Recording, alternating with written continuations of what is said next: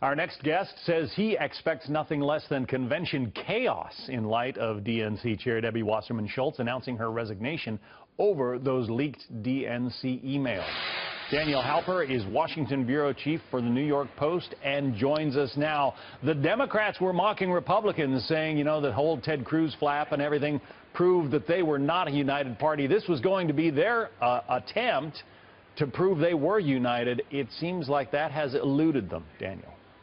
Absolutely. It's funny how everybody seems to have gotten the conventions reversed. There was supposed to be so much chaos at the Republican convention, but in fact, it was very orderly. There were very few arrests. It was very, except for the Ted Cruz scenario, which, of course, the convention goers allowed to go on.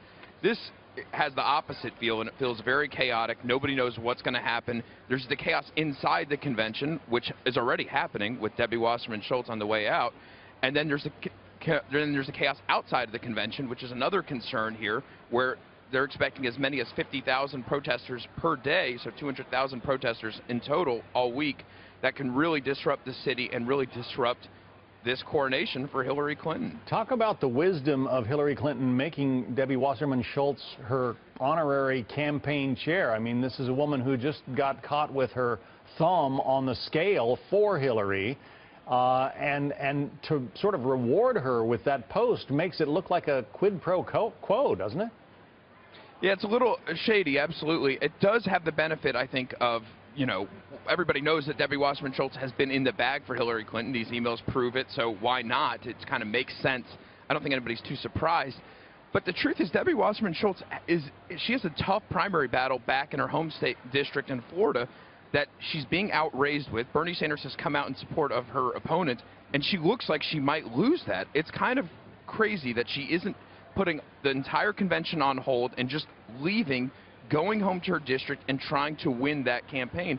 I think she's going to pay a big price for this at home, and I think this breakfast where she was jeered at that we talked about earlier, that, I think, is a big warning sign that her political career might be coming to an end very, very soon. Bernie Sanders obviously has a huge contingent of supporters, huge contingent of delegates at this convention.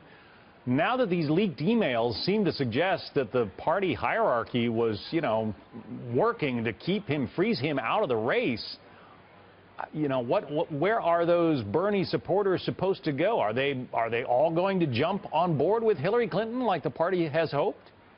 Well, Bernie himself has jumped on board with Hillary Clinton, and that's what tonight is all about. Tonight, Bernie Sanders, Elizabeth Warren, Michelle Obama, it is about unity tonight, and that's, I think, the first big test. Do they jump on board? Is he able to convince them, look, you didn't get what you want, but you have to support Hillary because Donald Trump is so bad and so bad for our agenda? Is he able to make a convincing case? I think that's the key to this convention, because they need Democratic unity in order to have a chance of winning this election. That's why this is so important. This may be one of the most important nights of the convention. What about her choice of Tim Kaine as her running mate? Does that propel her forward into this campaign season? It hasn't yet. He does have certain benefits, but he's a little bit of a bore. He said so himself. I think that's a huge concern, that just nobody's looking forward to his speech or Hillary Clinton's speech. The Republicans, they were able to do that well, in that the biggest things at the convention ended up being Donald Trump's speech and Mike Pence's speech and, of course, Ted Cruz's speech, but they were able to formulate the convention so that the highlights were the speeches. The Democratic convention is kind of the opposite. People are more looking forward to seeing Bernie Sanders, more looking forward to seeing Barack Obama, more looking forward to seeing everybody but Hillary Clinton and Tim Kaine. I think that's a big problem as they're going forward, just because you need to have enthusiasm if you want to win an election. Let's talk about some of the new polls out in the race for the White House, Daniel. Donald Trump gets a big post-convention bounce. A CNN ORC poll shows Trump now leading Clinton 48 to 45%, a 6-point jump for Trump from the last poll taken just before the convention.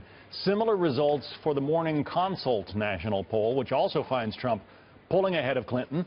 This one by 4 percentage points, but still a sizable swing from the past week when the former Secretary of State was clinging to a 2-point lead. I guess we could expect that, you know, Hillary Clinton might get a bounce out of her convention, but given some of the chaos we just talked about, that might not necessarily materialize. Yeah, look, it's huge for Donald Trump, obviously. He needed this poll. He got the jump. But you're also right. We need to wait 2 weeks, 3 weeks to see what happens with Hillary Clinton's bounce and how it evens out. But obviously, if you're Donald Trump and you're the Republicans, you have to be very, very pleased that the convention appears to have been a success. I mean, what more could you hope for than bouncing 6 points in a poll? You know, Hillary Clinton, can Bill Clinton make a convincing case for her? Can Barack Obama? These are key elements to this convention, and it will help really prove whether or not she's able to get her own bounce. If she can bounce back, well, then the race will be pretty much set in a couple of weeks. I think that's the key right here. All right, Daniel Halper, Washington bureau chief for the New York Post. Thank you, Daniel.